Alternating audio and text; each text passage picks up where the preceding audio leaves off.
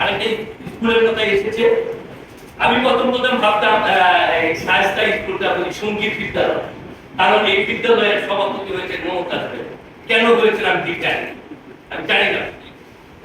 কাজের স্কুল হইলে হয়তো উনি গান গাইতো, সভাপতি হইতেই পারতো, এটা কোনো অসুবিধা নেই।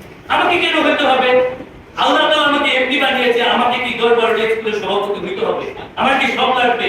আর না দেশে কি যোগ্য মানুষ নাই বলে? আমরা কেন এই কাজটা ভুল করতে চাই? এটা কিন্তু উনি করেন। আমি একদম কষ্ট করে বলি, এটা কিন্তু উনি করেন। উনি হইতেও চায় না, উনি হয়তো জানেও না। আমাদের মতো কিছু প্রতিষ্ঠান বা লোকজন আমরা তাদেরকে তার পরিণতিতে আপনাদের সন্তানরা কিন্তু এবার বহু ফেল করেছে, 24 নম্বর হয়েছে। এটা হইতে পারে একটা সভাপতির কিন্তু অনেক দায়িত্ব আছে, অনেক রেসপন্সিবিলিটি আছে। আমি ভাইকে ধন্যবাদ জানাই, উনি একটা খুব ভালো কথা বলেছেন। স্কুল একটা শিক্ষা প্রতিষ্ঠান, এখানে আওয়ামী লীগের লোক বসতে হবে, এখানে বিএনপির লোক বসতে হবে, এখানে বিএনপির লোক আসা যাবে না, জামাত, এটা আমি বিশ্বাস করি না। যাকে দ্বারা আপনাদের এই স্কুলটা পড়ালেখার মান উন্নয়ন হবে, পড়ালেখার উন্নতি হবে, রেসপন্সিবিলিটি লোক আপনারা বের করে আমরা সকলে মিলে এই স্কুলটার মঙ্গল চাই।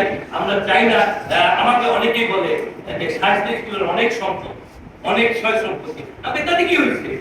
সভাপতি হলে সয় সম্পত্তিটা কি করবে এটা আমি বুঝলাম।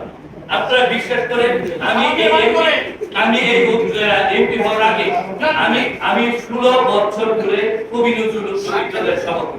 আপনারা যাই দেখবেন, আমি এই 16 বছরে কম করে হলো মিনিমাম মনে হয় 1 কোটি টাকা খালি আমি এই সভাপতি হওয়ার পর দান করি।